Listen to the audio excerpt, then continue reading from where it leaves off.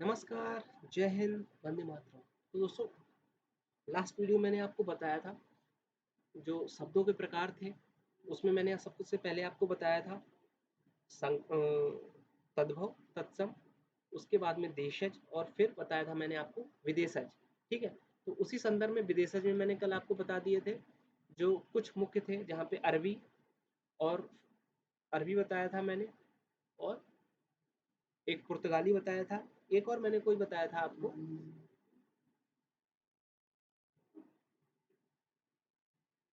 फारसी। हाँ, फारसी, अरबी, फारसी और पुर्तगाली, 3 तरीके के विदेशज बताए थे। उसी संदर्भ में आगे आज मैं विदेशज शब्द बताने वाला हूँ, जहाँ पे आज है जापानी शब्द।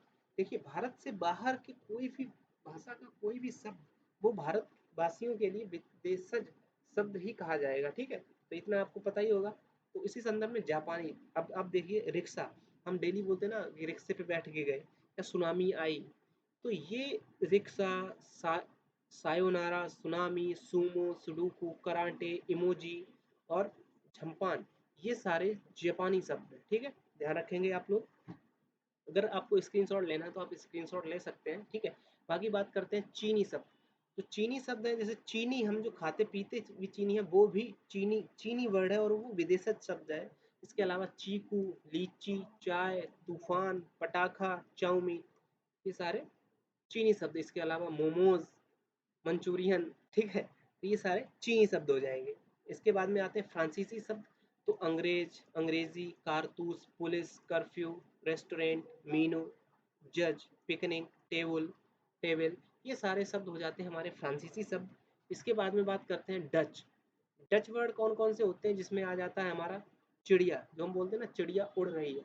हमारी जो भाषा थी उसमें बोला बोला जाता था पक्षी। ठीक है, तो पक्षी जो था हमारा देशज शब्द था, या फिर इसको तत्सम शब्द भी बोल सकते हैं। ठीक है, लेकिन जो चिड़िया है वो डच वर्ड है और ये विदेशज शब्द है। इसके अलावा तुरुप, बम, ड्रिल, स्काउट। देखिए, ये शब्द जब आप डेली, आपको 2 बार प्रैक्टिस करनी पड़ेगी कि कौन से देशज हैं, कौन से विदेशज, और विदेशज में भी किस कंट्री से संबंधित ये क्वेश्चन है। तो ऑटोमेटिकली जब आप कोई शब्द पढ़ेंगे तो आपको दिमाग में आ जाएगा, नहीं यार, भारतीय जो संस्कृति थी, भारतीय जो सभ्यता थी, वो इतनी बेहुदा नहीं हो सकती। जैसे अब आप ये वर्ड ही बोले बम, ये बम भारतीय शब्द लग ही नहीं रहा है। ऐसे ही बोलने से आपको लग रहा होगा तुरुप, तुरुप भी भारतीय शब्द लग ही नहीं रहा है। ऐसे ही ड्रिल, ड्रिल तो सामने सामने दिख रहा है, ड्रिल इंग्लिश का वर्ड है, तो या तो डच होएगा, फ्रांसीसी होगा, लैटिन होगा। ठीक है, और ऐसे स्काउट, तो ये तो इंग्लिश का ही वर्ड लग रहा है, तो वो भी विदेशी शब्द है। तो ऐसे आप रिलेट कर पाएंगे। अब अगले आगे चलते हैं, यहाँ पे आ जाता है लैटिन। लैटिन शब्द यानी कि जहाँ पे अंग्रेजियों के नाम हो, जनवरी से लेके पूरे दिसंबर तक। ठीक है, तो ये लैटिन शब्द हो जाते हैं। या रेडियो है, इंच है, फॉर्म है, कोटा है, यानी कुल मिला के इंग्लिश वर्ड जितने भी हैं वो सारे लैटिन वर्ड कहलाते हैं और ये लैटिन विदेशज होते हैं। ठीक है, अब बात करते हैं, अगला नंबर आ जाता है तर्किश शब्द यानी तुर्किश शब्द। तो उर्दू, मुगल, आका, काबू, कालीन, कैंची, चाकू, कुर्ता, कुर्की, चोगा, चेचक, बारूद, चम्मच, तोप, तमगा, तलाश, बेगम, बीबी, नौकर, बहादुर, लाश, लफंगा, सौगात, सुराग, हवा, बावर्ची, छतरी, खच्चर और दरोगा।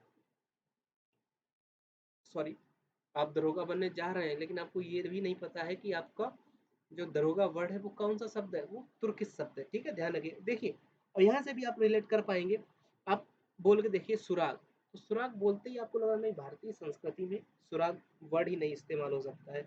या चेचक, या बारूद, तो ये भारतीय संस्कृति के वर्ड ही नहीं। कैंची, कालीन, ये भी भारतीय संस्कृति के शब्द ही नहीं है। तो ऐसे आप रिलेट कर पाएंगे, नहीं ये भारतीय नहीं है, भारत से तो बाहर का है। भारत से बाहर का कहाँ, अगर ज्यादा डीपली आपको जाना है तब आपको याद करना पड़ेगा, नहीं ये तुर्किश वर्ड है। ठीक है, अब बात करते हैं रूसी शब्द। ठीक है, रूसी शब्द वोडका, स्पुतनिक, बुजुर्ग। बुजुर्ग सबसे ज्यादा इंपॉर्टेंट हो जाता है, बाकी स्पुतनिक तो अभी जो फाइजर और स्पुतनिक जो वो हुई थी, आई थी जो क्या नाम, वैक्सीन। ठीक है, तो स्पुतनिक तो वहां से आप रिलेट कर पाएंगे, नहीं स्पुतनिक तो स्पेन की है। बाकी वोडका जो डेली आप शाम को लेते हैं चखने के साथ में, वोडका वो रसियन वर्ड है। और इसके अलावा जो बुजुर्ग वर्ड है, बुजुर्ग लगता नहीं है, बुजुर्ग ऐसा लगता है कि ये हमारा अरबी या फारसी वर्ड है, बट बुजुर्ग रसियन वर्ड है, ठीक है। अब बात करते हैं अंग्रेजी शब्द। तो अंग्रेजी और लैटिन तो बेसिकली सेम सेम ही होते हैं, बस क्या है लैटिन में प्योर इंग्लिश ही आ जाती है, और अंग्रेजी वर्ड में हम अंग्रेजी वर्ड को बेसिकली हिंदी के तौर पर यूज़ करते हैं, जैसे डॉक्टर। डॉक्टर का अब हमको हिंदी जो वर्ड होता है वैद्य, ठीक है, जो हमारा तत्सम बद्ध मतलब वर्ड रहा होगा, इसका वैद्य रहा होगा, ठीक है। तो वैद्य वर्ड तो हम इस्तेमाल ही नहीं करते। सेम इसी तरीके से college, knowledge, hospital, number, train, gas, company, ticket, लालटेन। तो बोलने से ही आपको लग रहा है या तो ये इंग्लिश वर्ड होगा या लैटिन वर्ड होगा, और कोई भी हो चाहे इंग्लिश हो या लैटिन, वो है विदेशज ही सब, ठीक है। तो ये हो गया आपका। अब बात करते हैं संकर शब्द। संकर शब्द मैंने आपको बताया था वे शब्द जो दो भाषाओं के अलग अलग मतलब दो अलग अलग तरीके की भाषाओं से मिलके बनते हैं, उनको बोलते हैं संकर शब्द। जैसे कि यहाँ पे क्या है, टिकट घर। तो टिकट है वो इंग्लिश का वर्ड है, यहाँ पे आपको एक्सप्लेन भी है। टिकट इंग्लिश अंग्रेजी का वर्ड, और घर जो है वो हिंदी का वर्ड है। तो अंग्रेजी और हिंदी मिलके बन गया टिकट घर। तो ये टिकट घर जो है वो संकर शब्द हो जाएगा। सेम इसी तरीके से डबल रोटी, डबल इंग्लिश शब्द है और रोटी हिंदी शब्द है, लेकिन बोलते हम क्या है, डबल रोटी ले आओ। तो डबल रोटी यानी डबल इंग्लिश भी घुसेड़ रहे हो, हिंदी भी घुसेड़ रहे हो, या तो इंग्लिश रखो या इंग्लिश रखो डबल ब्रेड, ठीक है, या दो रोटी। लेकिन नहीं, जो वर्ड बन गया है उसका एक सार्थक शब्द भी है वो डबल रोटी। अगर आप बोलेंगे डबल रोटी तो कोई आपको ब्रेड ला के देगा आके, ठीक है। तो वो डबल रोटी है, वो दो अलग अलग तरीके के अंग्रेजी और हिंदी से मिलके बना, तो फिर वो हो गया संकर शब्द। और संकर की बेसिकली परिभाषा क्या होती है, जब दो अलग अलग प्रजाति के मतलब कि कह सकते हैं बीजों को मिला के एक नए बालक का या नए नई प्रजाति के बीज का उत्पन्न होता है, तो वो संकर बीज कहलाता है, ठीक है। ये चाहे फसल हो या जानवर हो, इस तरीके से चाहे बोलते हैं ना कि संकर मक्का हमने किया, तो उसमें एक पेड़ में 7-8 भुट्टे लगा करते हैं। लेकिन बेसिकली जो हमारी जो देसी मक्का होती थी, उसमें एक जो मक्के का पेड़ होता था उसमें एक ही भुट्टा लगता था, भुट्टा या जो मक्के का वो होता है, ठीक है, जिसमें मक्का लगती है। तो लेकिन इसको मिक्स करके कई तरीके की प्रजाति मिक्स करके इसको एक संकर बीज बना दिया।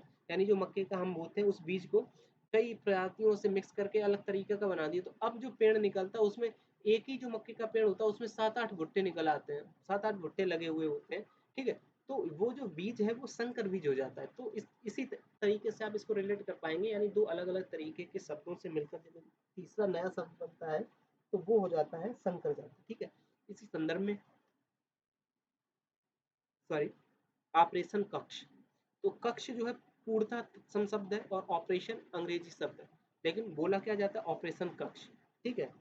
तो ये हो गया हमारा संकर शब्द। इसी के साथ में अगला है रेलगाड़ी।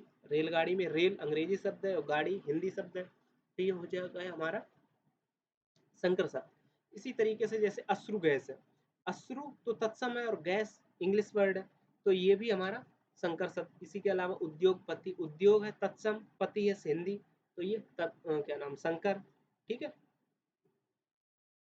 ये वाला सा बनेगा। बस अड्डा, तो बस जो है अंग्रेजी शब्द है और अड्डा देशज शब्द है, तो दोनों मिलके बन गया बस अड्डा। बस अड्डा क्या हो जाएगा आपका संकर शब्द, ठीक है। तो आई होप आपको विदेशज की पूरी स्ट्रेटजी क्लियर हुई होगी। क्या होता है देशज, जो देसी भाषाओं से उत्पन्न हुए शब्द हैं वो देशज, जो विदेशी भाषाओं से उत्पन्न हुए शब्द हैं वो विदेशज, और जो किन्हीं दो अलग अलग तरीकों के शब्दों से मिलकर एक नया शब्द बन जाए, चाहे वो देशज विदेशज हो, तद्भव तत्सम हो, तद्भव देशज हो, तद्भव विदेशज हो, या किसी भी मतलब जो दो अलग अलग तरीकों के शब्दों से मिलकर जब एक शब्द बनता है तो वो संकर शब्द हो जाता है, ठीक है। मैंने आपको मक्के के बीज वाला एग्जाम्पल दिया है। तो यहाँ तक था हमारा आज का वीडियो। अगले वीडियो में आपको कुछ नया बताने वाला हूँ। बाकी अगर आपने हमारा चैनल अभी तक सब्सक्राइब नहीं किया है तो हमारा चैनल लेट्स क्रैक विद आयु सब्सक्राइब कर लें। और हमारा एक ये चैनल दूसरा भी है नॉलेज अफेयर्स, इसका लोगो आप देख सकते हैं, इसको भी आप सब्सक्राइब जरूर कर लें, ठीक है। और नोटिफिकेशन के लिए जो बेल है बेल आइकन अवश्य दबाएं, क्योंकि इसमें इस नॉलेज अफेयर्स वाले चैनल में मैं आपको करंट इशू से संबंधित जितने भी वीडियोज़ हैं वो लेके आता हूँ, तो वो आपको इस पर ही मिलेंगी। और लेट्स क्रैक पे तो हमारी चल ही रही है, जीके जीएसटी भी क्लासेस सारी चलेंगी अब इस पर, ठीक है। मैथ की, रीजनिंग की और पॉलिटी की, हिस्ट्री की तो साथ के साथ चल रही है। जैसे हिस्ट्री कंप्लीट होगी उसके बाद में पॉलिटी आएगी, पॉलिटी के बाद में जियोग्राफी, मैपिंग, सारी क्लासेस में करवाने वाला हूँ। तो जुड़े रहिए हमारे साथ में और वीडियो को दोस्तों के साथ में शेयर कर दीजिए। बाकी अगर आपको ये पीडीएफ आपको चाहिए तो आप मैं डिस्क्रिप्शन में अपने टेलीग्राम की लिंक डाल दूँगा, वहाँ पे आपको ये पीडीएफ की लिंक मिल जाएगी और वहाँ से आप इस पीडीएफ को डाउनलोड कर सकते हैं। बाकी मेरा ओपिनियन तो यही रहेगा कि आप इन नोट्स के साथ आप अपने नोट्स बनाते चलें, जो कि आपको लास्ट मिनट पे एग्ज़ाम से 5 दिन पहले रिवीजन करने में बहुत ही ज़्यादा हेल्पफुल रहेंगे। इस वजह से मैं यही प्रेफ़र करूँगा कि आप नोट्स साथ के साथ बनाते चलें। अभी ज़्यादा बस नहीं, बस 3-4 क्लासेस हुई हैं, तो आप नोट्स प्रिपेयर कर लें अपने, ठीक है? चलिए दोस्तों, मिलते हैं नए वीडियो में, तब तक के लिए बाय बाय।